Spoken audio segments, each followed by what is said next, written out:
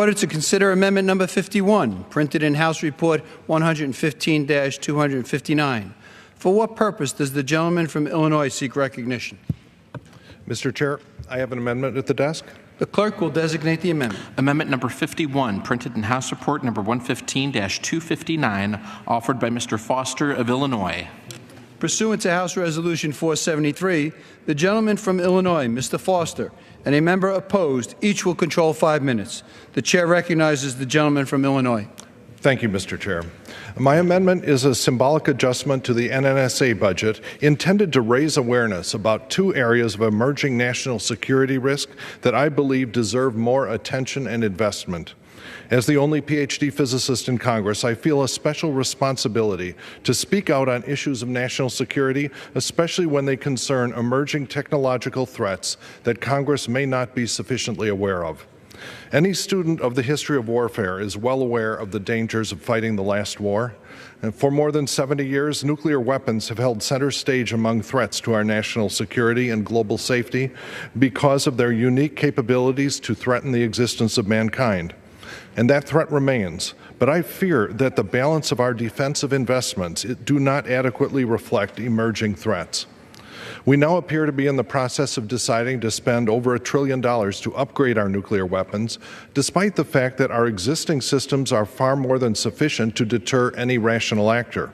There is no adversary of ours who is not intimidated by our nuclear arsenal, but who will suddenly fall in line if we add just one more upgrade or additional weapons manufacturing capability.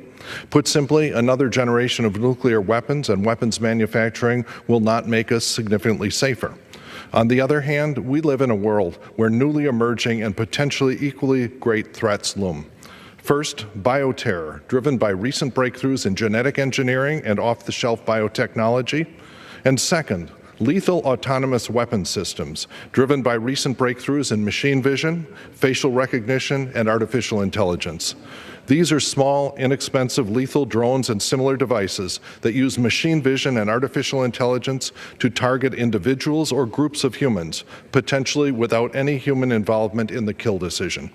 For those of my colleagues unfamiliar with these technologies, perform an internet search for the term lethal autonomous weapons system, sometimes abbreviated LAWS, or read the recent press coverage of the ab initio synthesis of the horsepox virus, a close variant of the smallpox virus that killed millions, and then search for the term biohacking. For more detailed information, I urge my colleagues to request a classified or unclassified briefing on recent studies of these subjects by the National Academies of Science, Engineering, and Medicine. Both of these technologies pose unique threats to our national security for 2 reasons. First, because of the small physical footprint of a terror facility based on either of these technologies, either a bioterror laboratory or a small shop to produce and program small lethal drones could easily fit in a basement or small apartment. And there is no radiological signature to detect them as there is with nuclear material. And secondly, because of the low cost and general availability of key enabling technological components. The monetary investment necessary for a capable terror facility is in the range of hundreds of thousands of dollars, perhaps less. And the relevant technologies are already in wide use in industry. Contrast this with the threats of nuclear proliferation, where the multi-billion-dollar investment to enrich and separate nuclear fissile material pretty much limits nuclear weapons either to established nation-states or perhaps to terrorist organizations with access to fissile material from poorly guarded facilities. Anyone who is unconvinced that we need to take these emerging threats seriously needs only to look at what happened in cybersecurity. One of the painful lessons we've learned in recent years is that everything evil that can be done with computer viruses has, in fact, been done. In large part, this is because of the low barriers to entry and the difficulty of attributing an attack. Both of those features are shared fully by both bioterror and lethal autonomous weapon systems. So if we're going to stay ahead of these technological threats, we need to be strategic about our investments. It's time to reconsider the wisdom of pouring hundreds of billions of dollars into Cold War weapons which contribute negligibly to our national security, and past time to consider a much more rapid increase in investments in defensive measures against lethal autonomous weapon systems and against bioterror. By the time that these become a reality, it will be too late to react. As a leader in technology and innovation, the United States should act now to circumvent any danger these technologies could pose. Thank you, and reserve the balance of my time. The gentleman reserves. For what purpose does the gentleman from Idaho seek recognition? Claim time in opposition to the amendment, although I am not opposed to the amendment. Without objection. I understand the gentleman's concern on this issue and appreciate the fact that he brought it up for discussion here tonight.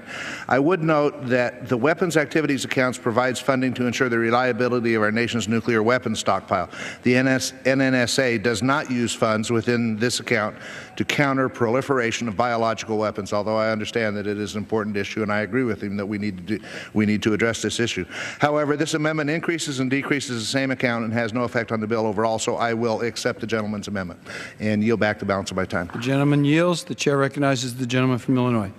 Thank you, Mr. Chair. I appreciate that. I urge my colleagues to support this amendment, to take the time to educate themselves about these emerging threats, and yield back the balance of my time. The gentleman yields. The question is on the amendment offered by the gentleman from Illinois.